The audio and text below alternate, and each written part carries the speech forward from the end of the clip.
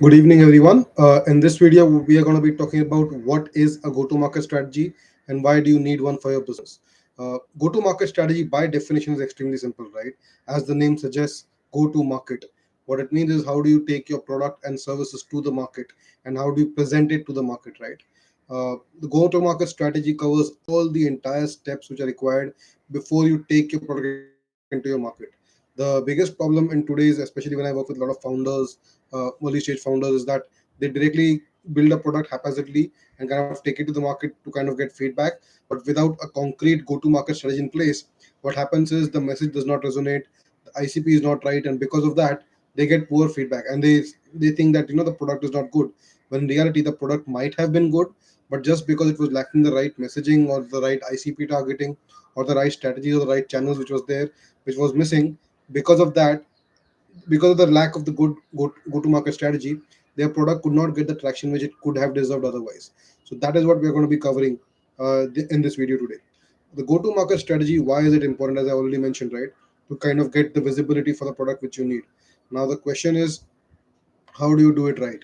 Essentially, a go to market strategy has evolved a lot over the years.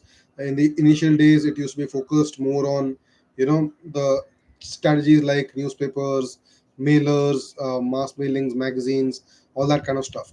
But with especially the evolution of the digital technologies that we have over the last 2 decades, the go to market strategy has completely changed for a lot of businesses, especially in today's day and age, with social media becoming so prominent in each and every aspect of our lives. You'll be a fool to kind of ignore the power of the social media strategy, the social media technologies that we have today. So in this video, I'm going to be sharing why you need a why you need a social media strategy as a part of your go-to-market strategy. Now, how you can build your business on that. Just think about it, right? Go-to-market strategy kind of elaborates. It's an elaborate roadmap to help you achieve the goals for your business. If you want to go from a destination to another destination, right? If you do not have a destination in mind, which direction would you move to? Getting that destination right is the first step of go to market, which is missing. Just saying that you want more customers or more leads, that's not a concrete strategy. It's completely unclear. You need to be very clear on what your target is and what your destination is, and then plan the steps backward and work accordingly. That is what a detailed go to market strategy is all about. Having a concrete destination and then the route to reach that destination, that is the go to market. And in this case, the destination is whatever number of leads that you need, whatever number of clients that you need, as a growth from what it was there in the previous month. So this is what the focus of the go to market strategy is. So let's get into it of each and every aspect, right? The first aspect of go to market strategy is ideal customer profile. Now, what does ideal customer profile mean? The ideal customer profile means that when you create a product, your product needs to target a very specific profile of a person, a very specific category of a person, which should not be too vast. Now the problem is, most founders, they would say that their product is going to be targeting the entire market, right? Especially in a country like India where you have a billion people, if you say you target everyone, how would you figure out whom to reach out to? You do not have the capability, you don't have the resources, you do not have those strategies to reach out to a billion people, right? Forget about a billion, even a million people, you cannot reach out to a million people. So how do you kind of go about it, right? You go about it by finding a very narrow target audience, and you figure out how to reach that, and you figure out how to convince them. That is how you acquire customers. Once you are extremely precise in getting a solution right for that narrow market and customize it for that narrow market, then you'll realize that you're getting a significantly better results in the long run. Because what's going to happen is, because you're focusing on that narrow market, your entire marketing is tailored to that narrow market, and it'll resonate much more better compared to doing it for the whole market. And that is why your results will then change accordingly. So that's why having a very narrow ICP is very important. And I go up unto this stage that you need a different GTM canvas for each and every ICP. And that's why the ICP is the first step in the GTM canvas, in the go to market canvas which I've created. Because for each and every ICP, you need a different go to market canvas, because each merits a different strategy, a different approach, different channels to reach out to them. So that's the first part. Second part is the unicorn message. Now, what does the unicorn message refer to? The unicorn message is essentially the messaging and the positioning of your entire business. What does your business mean to that particular client, and vice versa, what that client means for your business. Now, as I said, once you have a very narrow ICP down, your entire messaging of your business is focused just towards that ICP and towards that specific problems which they have. You're no longer generic, you're no longer open ended, you're very specific and targeted to that specific person.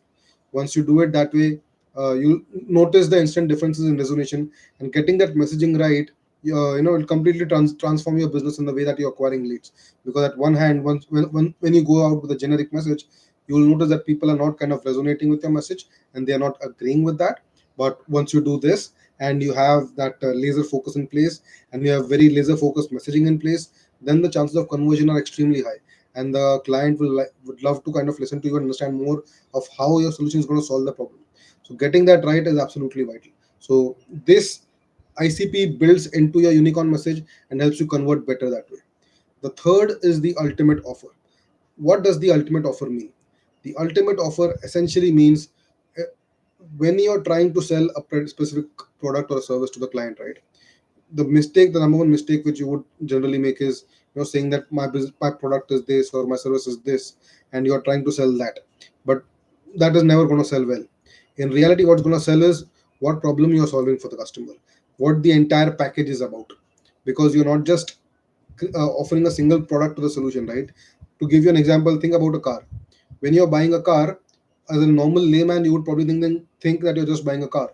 But in reality, you're buying the warehousing capabilities of the car manufacturer, and how quickly you can get access to the car.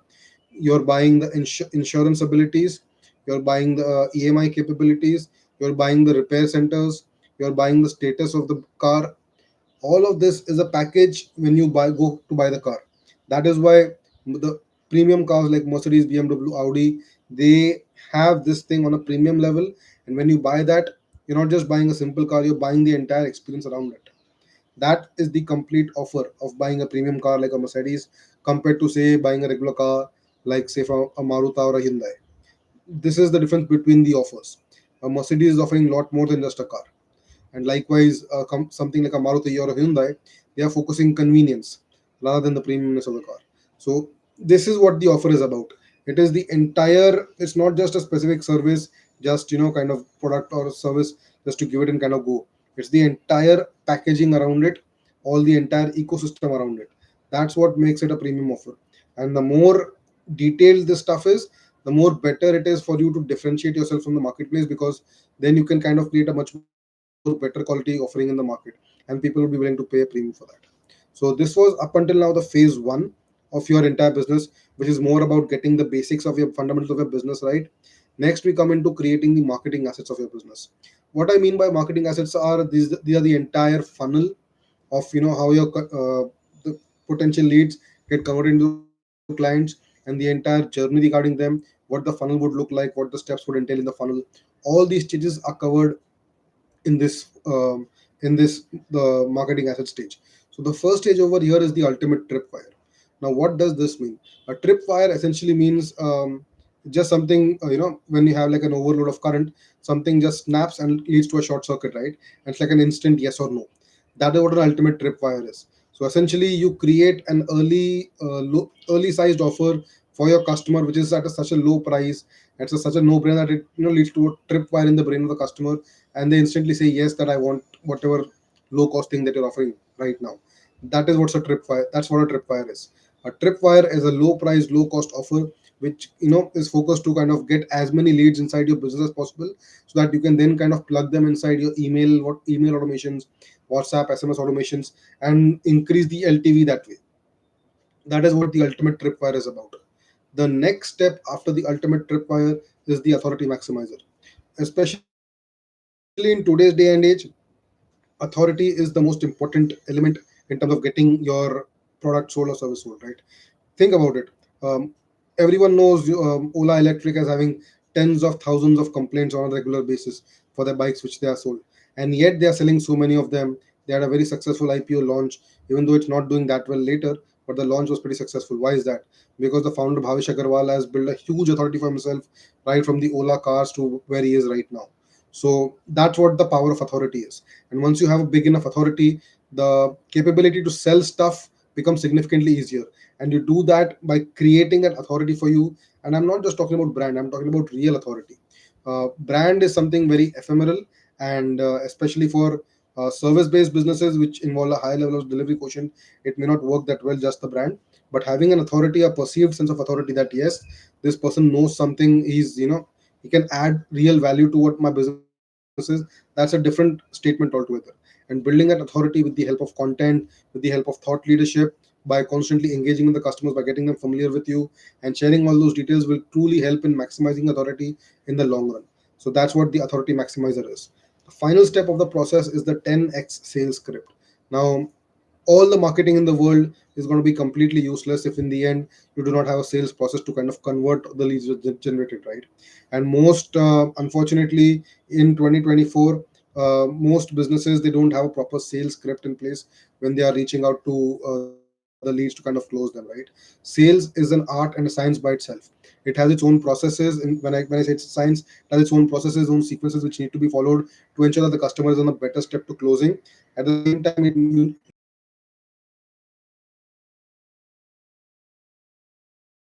to be very fluid for each and every client, and yet have a very strong base to kind of perform a sales process from one step to the next, to the entire sales process. You have to kind of have a very strong base to kind of take that from one step to the next. So the entire 10x sales script process will help the customer, the buyer, right from the journey of being cold to hot to actually buying from you. And think about it. A lot of people, the first thing in the part of 10x sales script is, people think that when you're trying to sell someone, the immediate perspective is like a sleazy salesman, right? Like the Bajaj Finance guys who keep calling on you, pestering you, trying to sell you something, or the sleazy car salesman who are forcibly trying to sell their cars to you, or maybe the house brokers which you might have encountered, right? But that's not what we're talking about here. The sales process we are talking about here over here is more of an educative and a consultative approach. If you approach the sales this way, that you are educating your customer, you're consulting, you're providing consultancy service to your customer, you're guiding your customer. Once you do that, you will completely get out of that sleazy mindset, and you'll truly feel that you're genuinely adding value, and this will make you even more motivated towards helping your customer achieve the desired outcomes. That's what the 10x sales script is all about. That's what we kind of help during the entire process. Now that the marketing assets are completely done, then we move on to the next steps, which is actually generating leads. How do you generate leads? How do you generate traffic to your marketing assets which you created, to ensure that they convert into buyers, first into leads and then into buyers for your product. So there are essentially three parts over here as well. First is the organic mastery. Organic mastery involves all the strategies, all the tactics, which doesn't involve paying for ads. The entire universe outside paying for ads come into the organic mastery. So when I say organic mastery, I mean organic social media, I mean organic social media groups like Facebook group, WhatsApp groups, whatever it is. I'm talking about networking groups like BNI, Tajurba, and other networking groups out there. I'm talking about events. I'm talking about publicity gigs, speaker gigs, that kind of stuff, right? Where you get invited as a speaker to kind of present yourself over there. Brand building activities where you get invited to news events to come as a speaker and participate. All this stuff, it comes as a part of organic mastery, because you get a lot of leads this way. You build your brand and authority very well this way, and the quality of leads generated through this process are very good and very high. And even referral would be a good part of the organic strategy, because the quality of the conversions of these are going to be significantly higher than the paid strategy. So organic is this part where you don't pay upfront, but it takes a lot of your time, it takes a lot of effort to generate results for you. So if you're in the early stages of your business, making say less than 1 to 2 cr of revenue with less than 20-40% of profit margins, then organic mastery is the way to go in terms of acquiring clients for your business, because you do not have the kind of money to invest in ads to grow your business. So this is what the organic mastery is going to cover. Then we move on to the next step, which is paid ads mastery. If you have upwards of 2 to 4 cr in revenue with more than 20 to 40% of profit margins, in that case paid ads would be a very good way to save your time and effort, and rather use money as leverage to amplify the number of leads that you get. So that's what the paid ads are for. And especially with the Google and the Facebook ads ecosystem, the amount of opportunities that you have, the amount of ease with which you can launch these ads, it's ridiculous how easy it is. And they have become so dominant that they essentially can get the same amount of results for your business. The most important thing is to get them inside a community.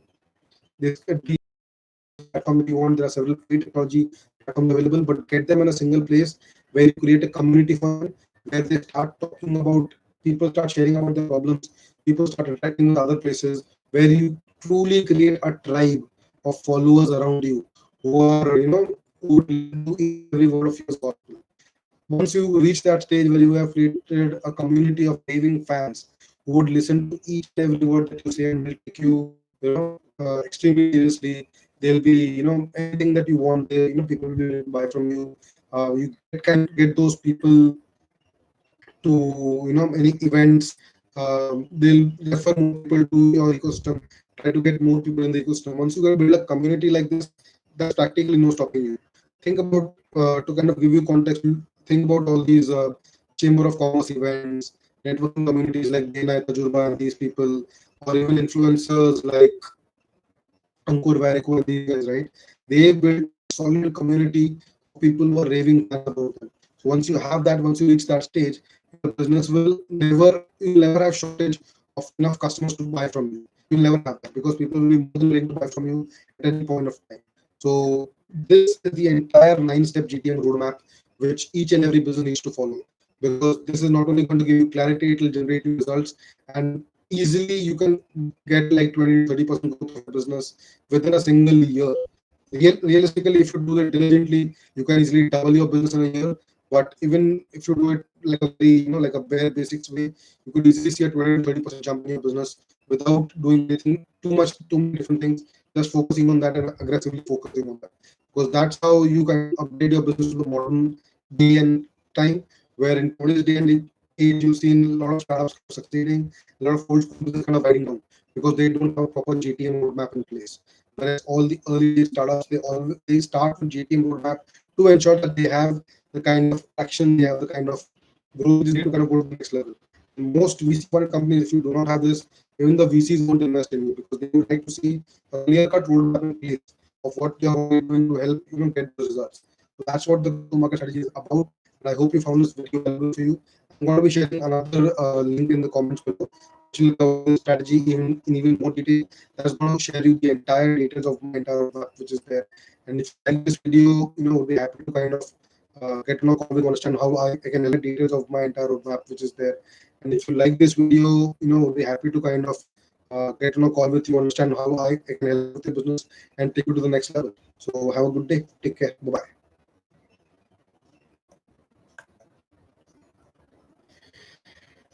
bye.